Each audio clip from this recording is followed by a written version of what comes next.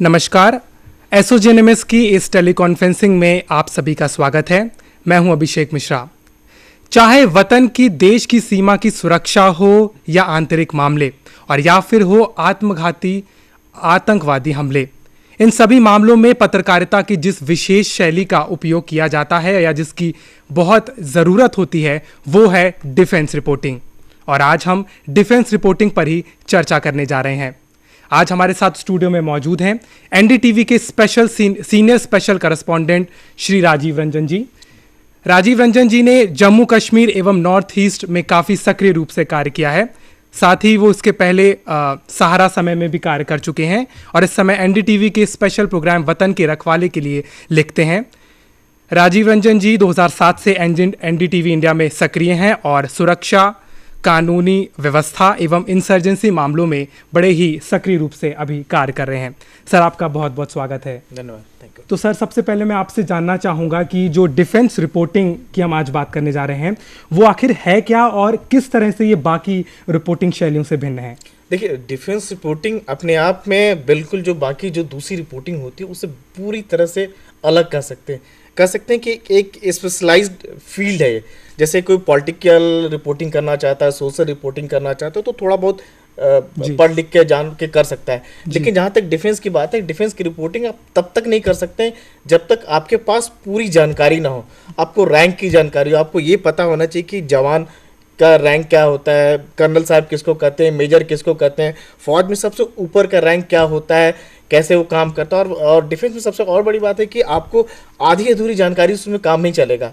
जैसे कहावत है कि हिंदी में अधजल गगरी छलकत चलकर जाए। और अगर आपने डिफेंस में आपने कुछ भी अगर गलत कर दिया तो उसका इम्पैक्ट बहुत अधिक होता है। एक छोटा सा एग्जांपल आपको बताएं कि जैसे हमारे यहाँ डिफेंस फौज जो है तकरीबन 13 लाख की फौज कही जाती है और 13 लाख में अंदाजा लगा लीजिए कि उसमें कितने फैमिली उससे जुड़े हुए हैं, तकरीबन उससे फैमिली जुड़े हुए हैं और इसका जो इम्पैक्ट जो होता है कहीं ज़्यादा अधिक होता है।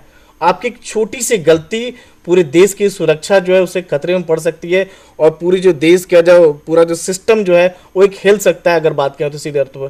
तो बहुत अलग है। आपको सबसे पहले जानना पड़ेगा कि क्या है क्या नहीं, डिफेंस रिपोर्टिंग कैसे ऑपरेट कैसे करता है, कैसे काम करता है, पढ़ लिख के जानना पड़ेगा।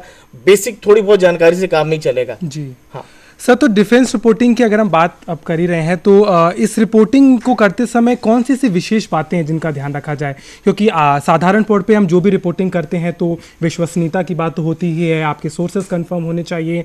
तो इसमें ऐसी कौन सी बातें हैं जो बहुत ज़रूरी हैं जिसके अगर जिन पे ध्यान नहीं दिया गया तो मुसीबत हो सकती है? देखिए, डिफेंस के लिए अगर रिपोर्टिंग कर रहे हैं एक बहुत अच्छा एग्जाम्पल बताएं। 4 अप्रैल को दिल्ली के जो सब एक बहुत बड़ा अखबार में खबर छपी कि सेना जो है बगावत करने जा रही है सरकार के खिलाफ। जी। पूरे का अखबार को अगर पढ़ें, अगर आपने पढ़ा हुआ अखबार में तो पूरे अखबार में हर जगह आपको बगावत की कू की बात नजर आ रही थी। लेकिन उस पूरे अखबार में ड्राफ्टिंग इस हिसाब से की गई थी कि कहीं बगावत की बात भी नहीं हो रही थी। जी। और दूसरे दिन सारे खंडन आने शुरू हो जाते हैं। आपको जैसे अखबार आता है, अखबार में खबर आती है, प्रधानमंत्री से लेकर आपके रक्षा मंत्री, सेना प्रमुख सब खंडन करना शुरू कर देते हैं। लेकिन उस अखबार का इम्पैक्ट का ये इतना जबरदस्त था और उसमें कई सारे फैक्चुअल एरर थे, लेकिन उस पर लोगों का कतई ध्यान नहीं गया। इस पर हम बाद में चर्चा कर सके। एक और छोटा सा एग्जाम्पल बताएं, अगर थोड़ी गलत की बात बताएं, अगर आपको याद हो तो तकरीबन 2.5 साल पहले की बात अगर सितंबर 2009 की बात करें तो गलत रिपोर्टिंग कुछ इस तरह हुआ था कि लगा कि भारत और चीन के बीच में अब नहीं तो तब जाके लड़ाई हो गई। उस समय जो दिल्ली का जो सबसे बड़ा अखबार था, आज का भी बड़ा अखबार है, टाइम्स ऑफ इंडिया ग्रुप में, मेरे ख्याल से 15 सितंबर के आसपास उसने खबर छापी कि सिक्किम में कि चीन के साइड से गोलाबारी होती है तो 2 आईटीबीपी के जवान घायल हो जाते हैं, जबकि इस तरह की कोई बातचीत नहीं होती। लेकिन पूरे देश में अफरा तफरी मच गई। हालांकि बाद में खंडन आया, लेकिन खंडन वो बहुत छोटा सा आता है, लेकिन पूरा देश में एक इम्पैक्ट तो हो गया। 2 खबर आप देख सकते हैं। एक खबर तो देख सकते हैं कि पूरे देश में ऐसा लगा कि हमारी आर्मी जो है, इंडियन आर्मी, वो पाकिस्तान होगी कि जो पूरे देश को रूल करती है, जबकि हमारे डेमोक्रेटिक सेटअप है, एक लोकतांत्रिक व्यवस्था है, उसके अंदर में सेना आती है। हाँ जी सर, मैं एक चीज़ जानना चाहूँगा कि पत्रकारिता वैसे एक चुनौतीपूर्ण दायित्व है, हम सभी जानते हैं, लेकिन डिफेंस के मामले में अगर देखे जाएं तो ऐसे कौन से मामले या ऐसे कौन से मुद्दे होते हैं जो काफ़ी चुनौतीपूर्ण रहे हैं और जो आपने जितना काम किया है तो आपके दौरान आपको अपने कार्य जो आपने किया है इसके दौरान ऐसी चीज़ें आप हम बता सकें जो कि काफ़ी चुनौतीपूर्ण रही हैं और जिस पे बारीकी से ध्यान देने की ज़रूरत है, कुछ ऐसे मामले? देखिए, डिफेंस में सबसे बड़ी चीज़ आपको ये है कि चुनौती हर जगह है। एक आपको बिटवीन द लाइन कह सकते हैं कि आपको चलना पड़ता है। बाकी जैसे दूसरी बीट में कि जितनी अधिक आपके पास जानकारी हो और जितने अंदर आप स्टोरी पकड़ सकते हैं या इकट्ठा कर सकते हैं, वो सारी अखबार में की तो बहुत वाहवाही मिलती है। लेकिन डिफेंस में आपको पहले ये देखना होता है कि आपको क्या नहीं लिखना है, क्या नहीं रिपोर्ट करना है। जानकारी आपके पास बहुत सारी चीज़ें होती है, लेकिन आपको देखना है कि क्या पहले रिपोर्ट नहीं करना है। जैसे कई दफ़ा हम लोग LOC जाते हैं, लाइन ऑफ कंट्रोल जाते हैं या IB पर जाते हैं। जैसे बीच में तकरीबन 1.5 साल पहले इस तरह की खबर आई थी कि जम्मू और जो जम्मू से सटा हुआ जो LOC का इलाका है वहाँ बहुत ज़्यादा घुसपैठ हो रही है। तो कहीं ना कहीं और सेना भी कह रही थी और BSF जो तैनात है वो लोग भी कह रही थी कि हम लोग यहाँ डिफ़िकल्ट इतने हैं कि हम रोक नहीं पा रहे हैं, मौसम का खराबी है। तो हमें लगा कि नहीं, वहाँ जाके देखना चाहिए। हम जब वहाँ बॉर्डर पर जाके देखते हैं तो इतना कुहासा था, मतलब आप कुहासा लगा लीजिए तकरीबन 500 मीटर तक लगातार आपको कुहासा था, फॉग इतना था, ठंड इतनी थी, दिसंबर जनवरी का महीना था, काफी ऐसा था। और ऊपर अपर नीचे में जाएगा तो बर्फ भी तकरीबन आपको 5-5 फुट बर्फ जमे हुए थे। तो वैसे हालात में जो फेंसिंग वगैरह थी तो फेंसिंग बहुत दब गया था। तो जाहिर सी बात है कि ऐसे में अगर मिलिटेंट अगर आ जाता है या कोई अगर घुसपैठ कर लेता है तो उसको रोकना अपने आप में बहुत डिफिकल्ट होता है। मतलब काफ़ी सेंसिटिव मामले होते हैं और ऐसे में बड़ी बारीकी से काम करने की ज़रूरत है। दोस्तों, जैसे कि मैंने आपको शुरुआत में बताया था कि राजीव जी NDTV के स्पेशल कार्यक्रम वतन के रखवाले में कार्य करते हैं और इस प्रोग्राम को बड़ी ही शिद्दत से बनाते हैं। तो आइए नज़र डाल लेते हैं एक बार वतन के रखवाले कार्यक्रम पे, जो कि NDTV का कार्यक्रम है। सुखोई के कॉकपिट से स्पेशल फोर्सेस के कमांडोज तक, सुखोई मेरे लिए मेरी जिंदगी है। हम हमेशा आगे रहते हैं। Sukhoi is my passion. समंदर की सरहद हो या LOC की खौफनाक खामोशी, LAC की इन बेजार पहाड़ियों से लेकर अंडमान के आसमान तक आंखें जमाए वतन के रखवाले। आज का अंडमान एक आउटपोस्ट की तरह है। ये एक यूनिफाइड ऑपरेशनल कमांड। बीते एक साल डिफेंस सर्विसेज लोगों के ड्राइंग रूम तक खींच लाने वाली दास्तान। वर्दी में जाबाजों को देखकर मेरा भी मन हुआ मैं भी इनकी तरफ बन जाऊं। हम सवाल नहीं उठाते और ना ही विवाद पैदा करते। फौजी यूनिफॉर्म में है, कोई व्हाइट में है, कोई ब्लू में है, लेकिन कोई मायना नहीं रखता है। हम दुनिया को हकीकत से रूबरू कराते। सबसे बड़ा दोस्त यही है, ये हमारी बात मानता है, हम इसकी बात मानते हैं, क्योंकि हमने इसको ट्रेंड किया है। उनके बीच उनका हिस्सा बनकर, उनकी सुहानी शामों में शरीक होकर। लग जा गले के फिर ये हंसी रात हो न हो। डिफेंस रिपोर्टिंग की शानदार शुरुआत जो दर्शकों को ले जाती है उन जगहों पर जहां रोमांच का आशियाना है। हिम्मत, चौकसी और स्फूर्ति का ऐसा मंजर जिसे देखकर आप फक्र महसूस करेंगे। ये फाइटर जेट इंडियन एयरफोर्स का एक बेहतरीन फाइटर जेट है। मैं बेझिझक दुश्मन के इलाके में घुसकर अपने निशाने को और अपने लक्ष्य को भेद कर वापस आ सकता हूँ।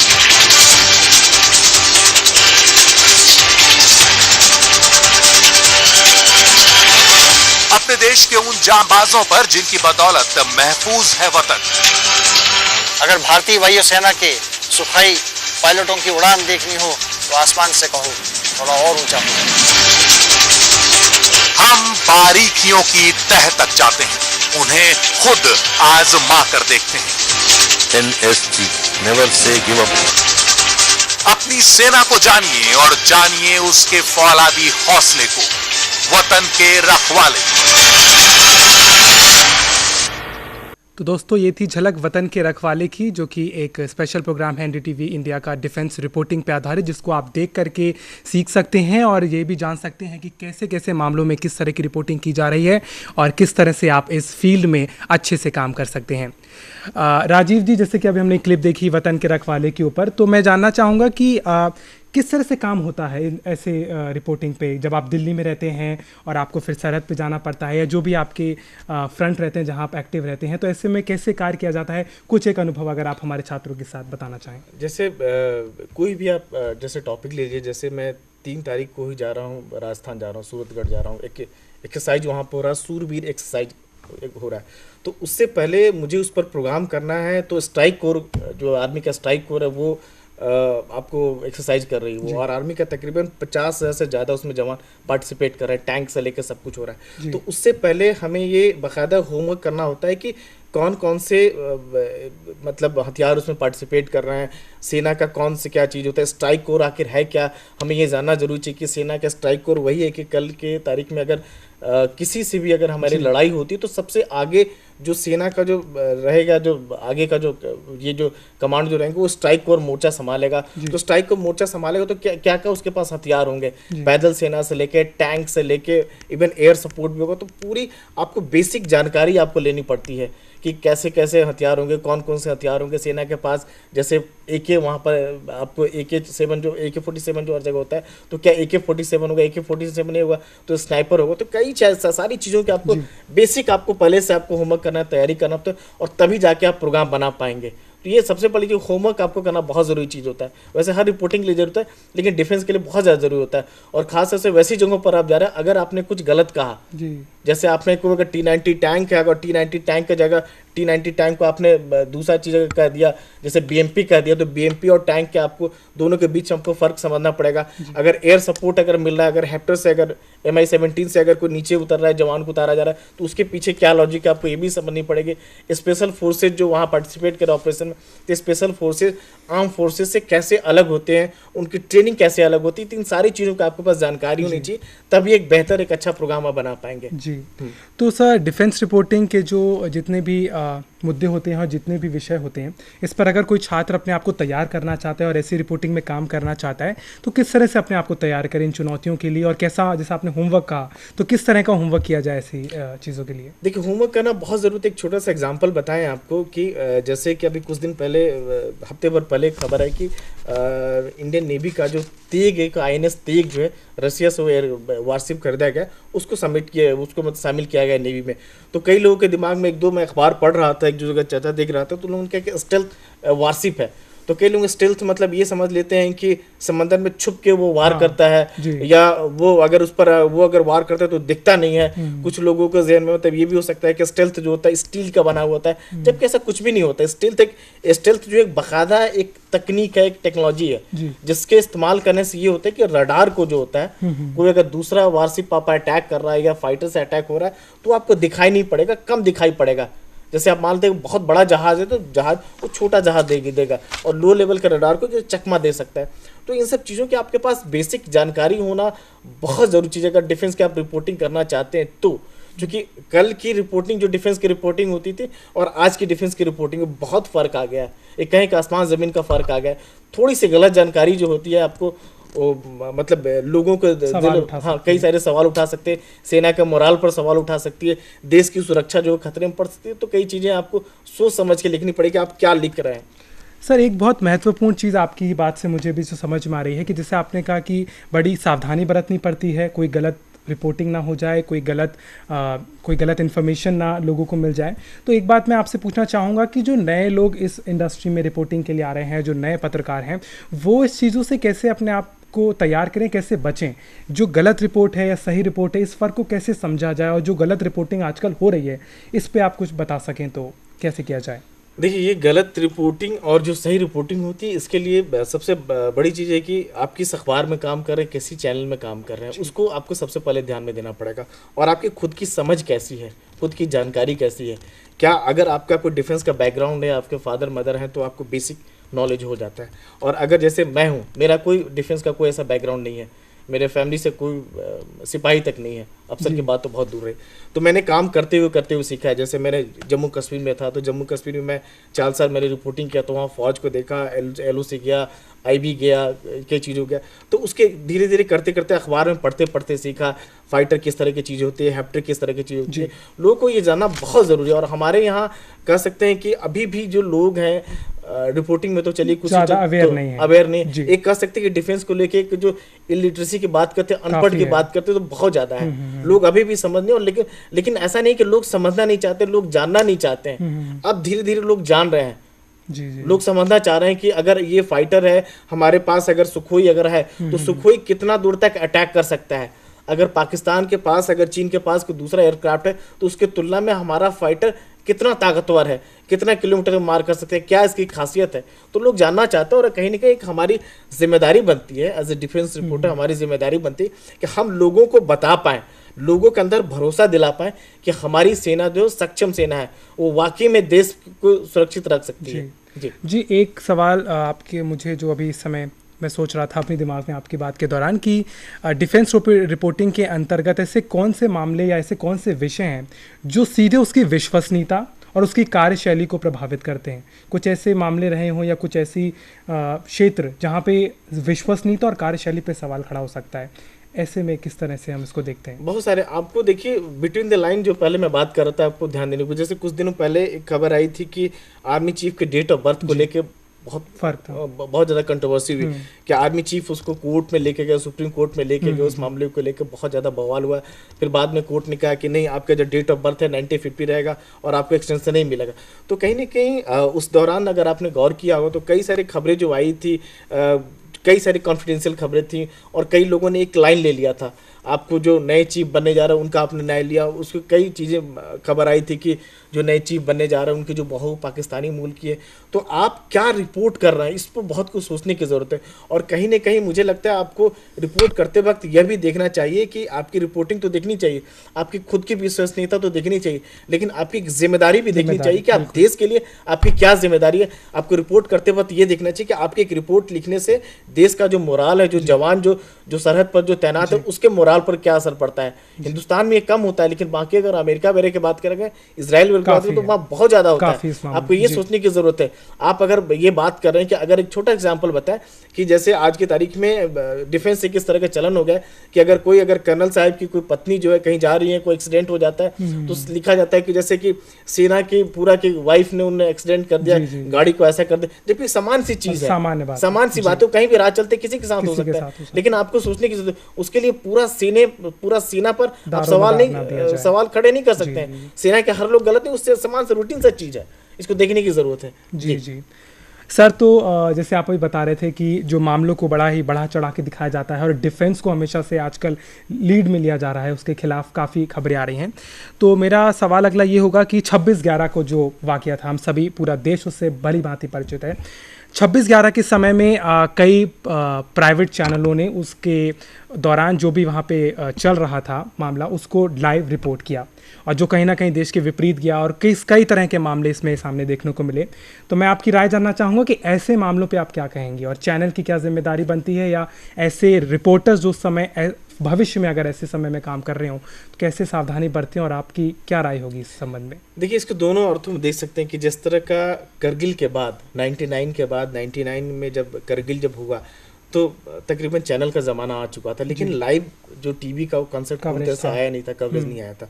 लेकिन फिर भी लोगों ने देखा, और टेलीविज़न चैनल का ही एक असर जो कह सकते हैं, जो करगिल जो लड़ाई जो हुआ जिसमें पाकिस्तानी घुसपैठियों को मार भगाया गया और तकरीबन हमारे 600 के तकरीबन जवान हमारे शहीद हुए, तो उसका एक असर ये हुआ कि माना ये गया कि पूरे देश भर में जो देश प्रेम की जो बात, जो भावना जो है, कहा गया कि आज़ादी के बाद को पहली बार अगर नजर आया कश्मीर से लेकर कन्याकुमारी नॉर्थ ईस्ट तक, तो वो करगिल था। उसके बाद लोगों ने देखा कि 26/11 जिस तरह का हमला हुआ, मुंबई पर आतंकियों ने हमला कर दिया, तो उसमें 2-3 चीजें देखने की बात है। एक तो कहीं ना कहीं सरकार के लेवल पे भी जिम्मेदारी हुई कि आपको पहले मना करना था कि चैनल वाले इस रेखा के बाहर, इसके आगे नहीं जाए। और आपकी न जानकारी होने का एक बड़ा एग्जांपल मैं बताना चाहूँगा। 1-2 चैनल ने रिपोर्ट किया, ये मुंबई जो हमला होता है वो रात को होता है, अगर आपको ध्यान में होगा। जी जी जी। और जैसे रात को हुआ तो हम उस दौरान जो होता है, सरकार के पास मुंबई पुलिस इतनी वेल इक्विप्ड नहीं थी। तकरीबन उसके पास कह सकते हैं कि 60 जवान भी नहीं थे कि जो टेररिस्ट से मुकाबला कर सके। जिस तरह की उनकी ट्रेनिंग थी, तकरीबन 10 के लगभग जो ट्रेनिंग आए थे, मिलिटेंट जो आए हुए थे। तो उस दौरान मुंबई में नेवी का आपको मार्कोस तैनात है। मार्कोस को वहाँ कहा गया कि नहीं, आप जाइए और ऑपरेशन कीजिए। और मार्कोस ने सबसे बड़ी बात जो कि आपको अहम बात है कि जितने उसमें चाहे ताज की बात करें, जो ओबराय की बात करें, एक कमरे में गए।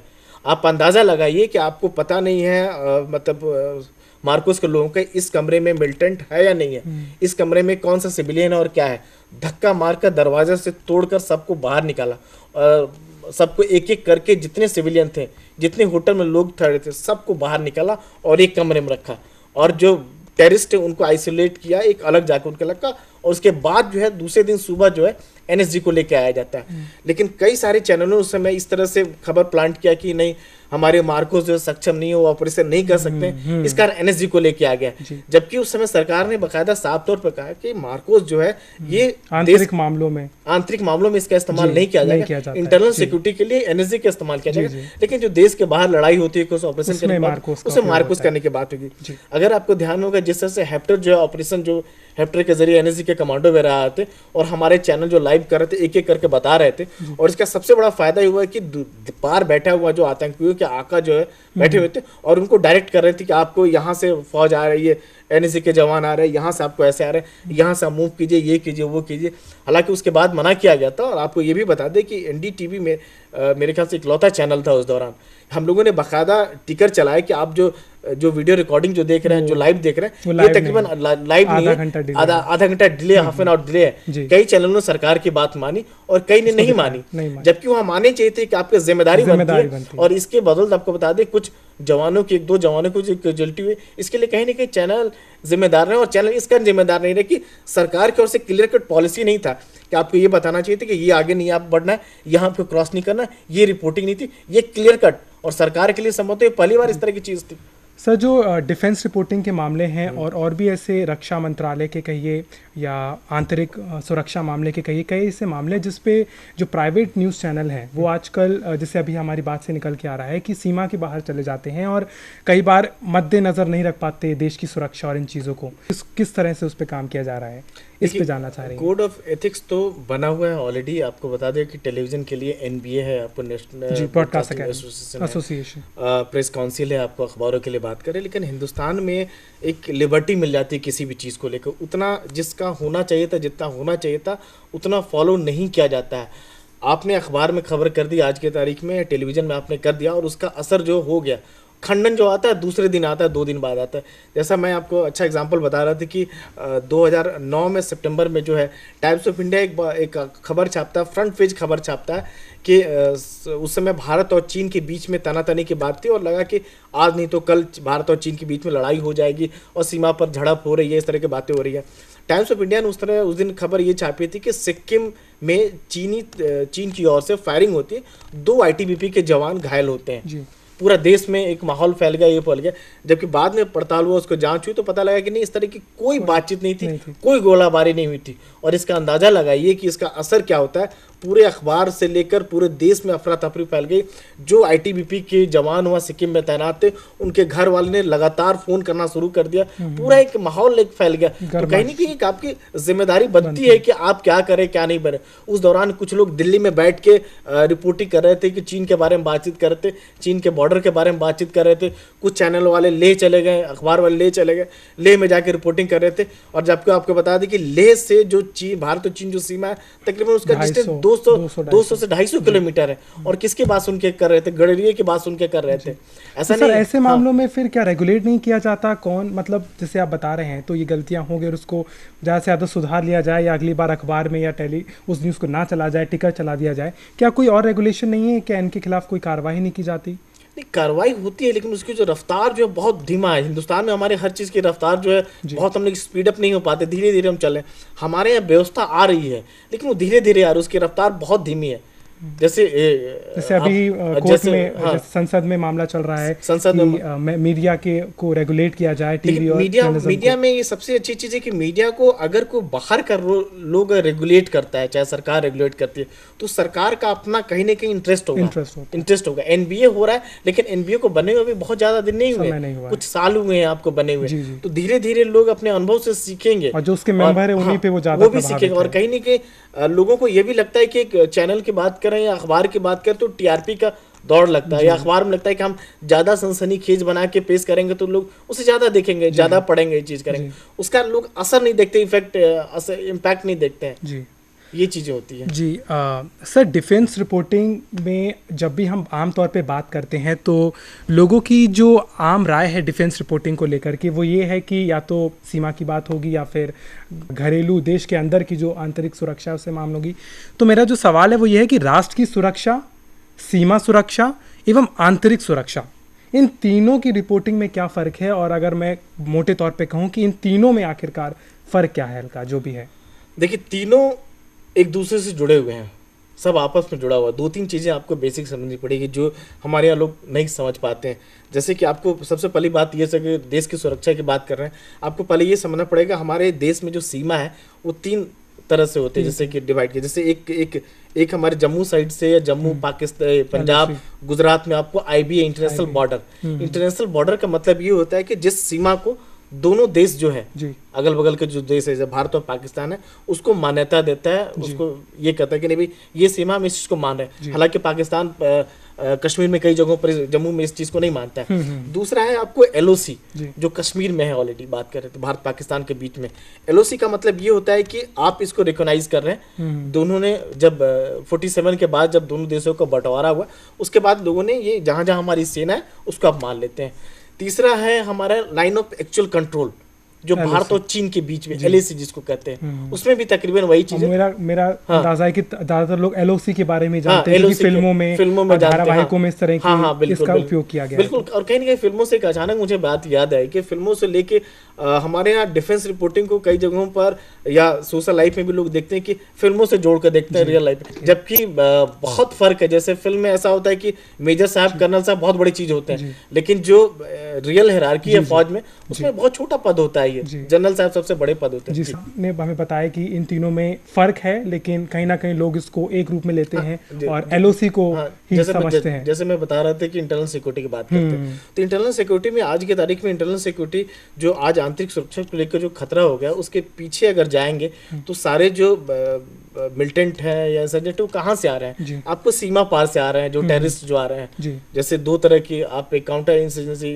की बात कर सकते हैं यहाँ पर, जो टेररिस्ट वगैरह के जो, और एक इंसर्जेंसी की बात होती है नॉर्थ ईस्ट वगैरह से जो लोग आते हैं सीमा पार से। तो कहीं ना कहीं इन चीज़ों को समझने की जरूरत है। काउंटर इंसर्जेंसी का मतलब ये होता है कि जो आतंकवाद विरोधी जो तत्व, जो बाहर से लोग उसका सपोर्ट मिला है, नॉर्थ ईस्ट को जिसको इंसर्जेंसी सीधे कहा जाता है कि वहाँ हमारे अंदर के लोग हैं, मतलब जिनके जो सरकार है उनके लोगों के प्रति नाराजगी है। तो कुछ चीज़ें जैसे उल्फा मान लीजिए, जो नगा विद्रोही वगैरह हैं, कई सारे लोग, खपलांग ग्रुप रहे कई सारे, तो अलग अलग पार्टी, लेकिन सब एक दूसरे से जुड़ा हुआ है।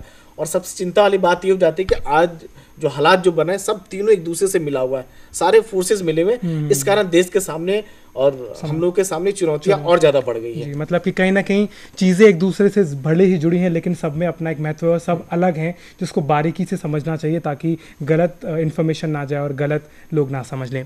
सर, एक सवाल और मैं आपसे पूछना चाहूँगा कि जो नए छात्र और जो नए विद्यार्थी पत्रकारिता में आ रहे हैं, जो आना चाहते हैं, अगर डिफेंस रिपोर्टिंग की बात करें या और भी रिपोर्टिंग की बात करें, तो अगर वो इस क्षेत्र में आना चाहते हैं तो किस तरह से आएँ, क्या जरिया हो सकता, कैसे आएँ? एक तो सबसे बड़ी चीज़ ये है कि बाकायदा आपको रिपोर्टिंग में आने के लिए, रिपोर्टिंग या फील्ड, मीडिया फील्ड में आने के लिए कहीं ना कहीं से आपको कोर्स करना जरूरी है। जैसे इग्नू में आपका कोर्स कराया जाता है। और उसके अलावा जो आपको ये बता दें कि डिफेंस मिनिस्ट्री जो है, सरकार जो है, हर साल एक कोर्स कराती है, वार कॉरेस्पोंडेंट जिसको कहते हैं, डिफेंस कॉरेस्पोंडेंट कोर्स करते हैं। अच्छा। और इसमें पूरे देश भर से एप्लीकेशन मंगाए जाते हैं और तकरीबन 20 या 25 लोगों को चयन किया जाता है पूरे देश भर से। अच्छा। और उनको फोर्सेस के बीच में, आर्मी का, एयरफोर्स, नेवी के बीच में उनको लेके जाया जाता है। और आपको उसमें कोई शुल्क नहीं लगता, कोई पैसा नहीं लगता है। तकरीबन 20 से 25 दिनों का कोर्स होता है। अच्छा। और ये PIB के थ्रू आपको निकलता है, ऐड निकलता है, फॉर्म भरी। फॉर्म भरने के बाद आपको जिस ऑर्गेनाइजेशन से वहाँ एक बाकायदा एक रेफरेंस लेटर की ज़रूरत होती है। और इसके कोर्स के करने के दौरान अगर आप कोर्स करते हैं, और ये मुफ्त होता है, फ्री ऑफ कॉस्ट होता है, आपको ये बता दें। तो इसी दौरान आपको फौज के बीच में रहना होता है। जैसे मैं बता रहा था आपको, LOC की बात करता है, IB की बात कर रहा था, कार्यशैली को समझें, तो वो आप बाकायदा आपको फील्ड में लेके जाते हैं। जैसे नॉर्थ ईस्ट लेके जाते हैं, आपको जम्मू कश्मीर लेके जाते हैं। एयरफोर्स की बात करते हैं तो उनको लेके जाते हैं और आपको ये बताते हैं कि ये फाइटर है, ये हेलीकॉप्टर है, ये फाइटर में भी कई तरह के फाइटर्स है। मेग एक अलग क्लास का फाइटर है, आपको जगुआर हुआ, उसमें क्या क्या डिफरेंसेस है वो बताते हैं। रैंक के बारे में बताते हैं, आपको नेवी के बारे में, नेवी के वारशिप के बारे में बताते हैं कि जैसे वारशिप किस तरह के चीज़ होते हैं, एयरक्राफ्ट कैरियर क्या चीज़ है। जैसे कि एयरक्राफ्ट कैरियर में आपका सी हैरियर, तो सी हैरियर जो बाकी फाइटर से कैसे अलग है। ऐसे मामलों में जहाँ पे सरकार का भी दबाव होता है और जहाँ पे सरकार अपना हाथ पीछे कर लेती है, तो ऐसे मामलों में पत्रकार क्या करे और ऐसे मामलों में कैसे वो इसको रिपोर्ट करे? हमें लगता है कि ऐसे मामलों में पत्रकार जो होता है, जो फैक्ट जो है उसको देख कर रिपोर्ट करना चाहिए, क्या हालात क्या चीज़ है। जैसे आप अगर रिपोर्टिंग कर रहे हैं तो रिपोर्टिंग करते वक्त में आपको ये ध्यान देना पड़ेगा, आप अपना ओपिनियन ना दें। आपको एक्सपर्ट नहीं है, आपकी ऑथोरिटी नहीं है, आपको बस रिपोर्ट करनी है फैक्ट क्या है। मैं खुद 4 साल कश्मीर में रहा हूँ, तो कश्मीर में हम लोग कई गांव में जाते थे, वहाँ पता लगता था कि फौज के ऊपर कई बार ये पता लगता है कि फौज ने जैसे टेररिस्ट के खिलाफ ऑपरेशन कर रहे हैं, तो ऑपरेशन के दौरान कई दफ़ा होता था कि जैसे एक घर में टेररिस्ट है, अगर टेररिस्ट नहीं निकल पा रहा है तो रॉकेट लॉन्चर से फायर कर देते तो घर जल जाते थे। तो कई दफ़ा होता था कि एक दो जवानों की, एक दो जो सिविलियन जो होते थे वो इंजर्ड हो जाते थे या उनको गोली लग जाती थी। तो एक पूरा माहौल जो है एक दंगा नुमा कह सकते हैं या फौज के खिलाफ हो जाता था। लेकिन आपको ये देखनी पड़ेगी कि आखिर फौज ने गोली चलाई तो क्यों चलाई, और अगर उसे गोली लगा तो क्यों लगा, और उसके बाद गोली लगने के बाद जो सेना जो है उनके लिए कुछ कर रही है या नहीं कर रही है, गलती किसकी थी। और कहीं ना कहीं आपके ऊपर भी जिम्मेदारी होता है कि टेररिस्ट ऑर्गेनाइजेशन कर लीजिए या उनके सपोर्टर करिए, सिंपैथाइजर करिए, जो स्लीपर सेल होते हैं, वहाँ भी आपको देखना पड़ता है कि फैक्ट क्या है। थोड़ी सी गलती, जो मैं आपको शुरू से आपको जिक्र कर रहे थे, थोड़ी सी गलती देश की सुरक्षा पर खतरे में पड़ सकती है। कोई दो राय नहीं होनी चाहिए। जितने भी पत्रकार हैं और जितने भी रिपोर्टर्स वहाँ काम कर रहे हैं, पहले सरकार के बयान और सूचना से पहले अपने आप को सुनिश्चित करने की क्या वो रिपोर्ट सही है कि नहीं, ताकि मतलब कि बहुत ही सावधानी बरत के काम करें, क्योंकि ऐसे मामले बहुत ही नाजुक होते हैं और बहुत ही मुश्किल में हम लोग को डाल सकते हैं। राजीव जी, मेरा आपसे जो सवाल होगा, अंतिम सवाल कह सकते हैं, क्योंकि समय हमारे पास अब कम है, मैं पूछना चाहूँगा कि छात्र नजरिए से अगर मैं पूछूं तो मेन स्ट्रीम पत्रकारिता में डिफेंस रिपोर्टिंग का आज के समय में कितनी संभावनाएं हैं, कितनी संभावनाएं बन चुकी हैं चैनलों में, अखबारों में, कितनी संभावनाएं हैं आज के समय में एक फ्रेशर के लिए या फिर जिन्होंने 2-3 वर्ष काम किया है पत्रकारिता में उनके लिए इस फील्ड में आने के लिए कितना संभावना है? बहुत ज़्यादा। आप मोटे तौर पर ये लगा ले कि पहले डिफेंस रिपोर्टिंग जो कहा जाता था एक साइड लाइन कहा जाता था। मतलब अगर आप MEA मतलब ministry of external affairs cover कर रहे हैं या होम मिनिस्ट्री कवर कर रहे हैं तो कहा जाता था कि डिफेंस रिपोर्टिंग आप कर लीजिए। जिस ज़माने की बात मैं कर रहा हूँ उस समय डिफेंस मिनिस्ट्री को होली काउ कहा जाता था, जिसके बारे में कोई आलोचना नहीं किया जाता। लेकिन आज बिल्कुल उलट हो गया, बिल्कुल अपोजिट हो गया है। आज की तारीख में हर चैनल में, हर अखबार में, कम से कम जो नेशनल न्यूज़पेपर है उसमें डिफेंस रिपोर्टर नाम का शख्स तो है ही मौजूद है। आपको डिफेंस आपका मेन रिपोर्टिंग हो गया और उसके बाद आपको साइड में कोई दूसरा चीज़ आ गया। कोई भी अखबार पढ़ लीजिए, आज की तारीख में कोई भी अखबार पढ़ ली तो मुझे नहीं लगता कि 1 या 2 दिन में कोई ऐसी बड़ी खबर नहीं बनती कि आपको फ्रंट पेज या टेलीविजन चैनल में जगह नहीं पाती है। चैनल में भी जगह आ पाती है। जैसे मैं खुद अपनी बात करूं तो हमारे चैनल में बाकायदा एक डिफेंस का प्रोग्राम चलता है। बाकायदा हमारा मतलब हफ्ते में, महीने में हम लोग प्रोग्राम करते हैं, तो लोग उसको देख के पसंद करते हैं और लोग जानना चाहते हैं। आज की तारीख में जो जनता जो बहुत अवेयर हो गई है और जिसकी रिपोर्टिंग की बहुत तवज्जो दी जा रही है, और अगर आपके पास डिफेंस की जानकारी है, हथियारों की समझ है, जो सिस्टम आपको पता है, तो हमको नहीं लगता है कि चैनल में कोई नौकरी की कोई दिक्कत होगी, अखबार के में कोई नौकरी की दिक्कत होगी। बहुत अच्छी संभावनाएं कर सकते हैं जी।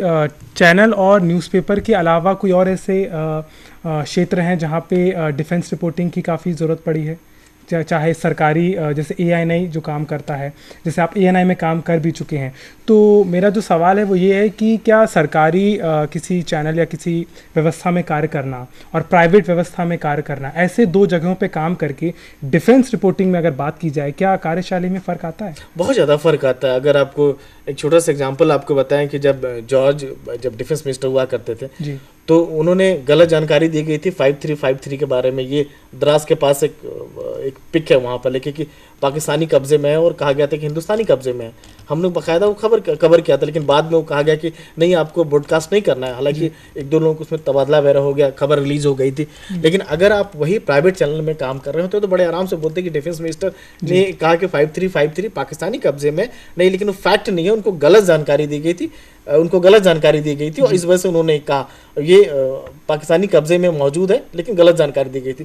तो हम कहते हैं और उसकी स्ट्रेटेजिक इंपॉर्टेंस कैसी है, तो बिना लाग लपेट के आप प्राइवेट चैनल में अपनी बात कह सकते हैं। लेकिन डिफेंस में अगर चीज़ का रिपोर्टिंग कर रहे हैं सावधानी के साथ, कोई गलत चीज़ कम से कम बचना चाहिए, कम से कम खुद के लिए, खुद के चैनल के लिए, विश्वसनीयता के लिए बहुत ज़रूरी चीज़ है मेरे हिसाब से। सर आज के समय में जो इतने सारे चैनल आ चुके हैं, प्राइवेट चैनल, और जो अखबारों का भी दौर जो है नया चल पड़ा है, कई नए अखबार आ चुके हैं, ऐसे प्रतिस्पर्धी दौर में डिफेंस रिपोर्टिंग की विश्वसनीयता और डिफेंस रिपोर्टिंग के अगर पर हम बात करें तो कितने हद तक हो चुकी है? क्या चैनल में जो TRP की होड़ है या पेपरों में सर्कुलेशन की होड़ है, क्या इनमें कहीं ना कहीं पत्रकार या कहीं ना कहीं चैनल्स इसे भुनाने की कोशिश कर रहे हैं? बिल्कुल कर रहे हैं, लेकिन आपको ये बता दें कि अच्छी चीज़, क्योंकि एक सुरक्षा का मामला है, देश की प्रभुसत्ता का मामला है, तो कितना इंपॉर्टेंट है और इस पे आपका क्या कहना होगा? बिल्कुल मानता हूँ कि ये दौर चल पड़ा है और हमें सोचने समझने की ज़रूरत है कि लेकिन अच्छी चीज़ों की जो कह सकते हैं कि मार्केट अभी भी बना हुआ है। जैसे हमारा चैनल डिफेंस को लेकर हम लोग बात करते हैं, जैसे अपनी चैनल की बात करो, अपने काम की बात करो, तो हमारी विश्वसनीयता का ही नतीजा है कि आज हमें सुखोई पर प्रोग्राम करने दिया गया, स्पेशल फोर्सेस पर हमें प्रोग्राम करने दिया गया, हमने मार्कोस पर प्रोग्राम किया, सबमरीन पर प्रोग्राम किया, और ये 2-3 जो प्रोग्राम मैं बता रहा हूँ यहाँ पर आज तक किसी टेलीविजन चैनल के रिपोर्टर को एक्सेस नहीं मिला है कि सुखोई पर कॉकपिट पर जाके बैठ पाए, किसी को एक्सेस नहीं मिला है कि जाके स्पेशल फोर्सेस कैसे ऑपरेट करती है उसको जाके देख पाए। मैंने सही रिपोर्टिंग करी, फोर्सेस की भी एक सही तस्वीर पेश की, तो उसका नतीजा ये था कि मुझे एक्सेस मिला। लेकिन अगर आप गलत रिपोर्टिंग करते हो तो 1-2 दिन चल जाएगा, लेकिन तीसरा दिन तो बात तो सामने आ ही जाएगी। चैनल और अखबार की विश्वसनीयता जो है सवाल कर, अगर हमारा चैनल, अगर हम गलत रिपोर्टिंग करेंगे, डिफेंस में सब कुछ वॉच होता है, मॉनिटर होता है, बाकी पॉलिटिकल रिपोर्टिंग में बहुत मैटर नहीं करता, एक हद के बाद मैटर नहीं करता। किसी नेता के बारे में आपने कह दिया कि इन्होंने ऐसा किया, बयान इन्होंने दिया नहीं, ये नहीं किया, वो नहीं कर, चल जाता है। लेकिन डिफेंस में ऐसा नहीं चलता है। आपको कुछ भी करने से पहले 10 बार सोचिए, क्रॉस चेक कीजिए, एक सोर्सेस से ना जब बजाय दूसरे सोर्सेस से क्रॉस चेक कीजिए। हालांकि दिक्कत होती है, टाइम लगता है, लेकिन आप जब सही तरीके से खबर लेके आएंगे इसी जगह, तो उसकी बात ही कुछ और होगी और उसको लोग अलग अंदाज से आपको रिसीव करेंगे। जी। तो दोस्तों, जैसा कि आज हमने नज़र डाली कि डिफेंस रिपोर्टिंग क्या होती है और हमारे विशेषज्ञ ने आज हमें बताया कि किस तरह से अपने आप को तैयार करें। बहुत सी संभावनाएं हैं और बहुत सी चुनौतियां भी हैं जिनसे आपको उबरना होगा यदि आप इस फील्ड में आना चाहते हैं। राजीव रंजन जी, आपका बहुत बहुत शुक्रिया कि आज आप हमारे स्टूडियो में आए और इस विषय पर हमें बहुत ही विस्तार से आपने जानकारी दी। तो दर्शकों, आज की टेलीकॉन्फ्रेंसिंग का सिलसिला यहीं समाप्त होता है। अगले समय फिर हम मिलेंगे आपको एक नए विषय के साथ और जानकारी देंगे एक नए रिपोर्टिंग शैली की और पत्रकारिता के एक नए विषय की। तब तक के लिए देखते रहिए ज्ञान दर्शन। नमस्कार।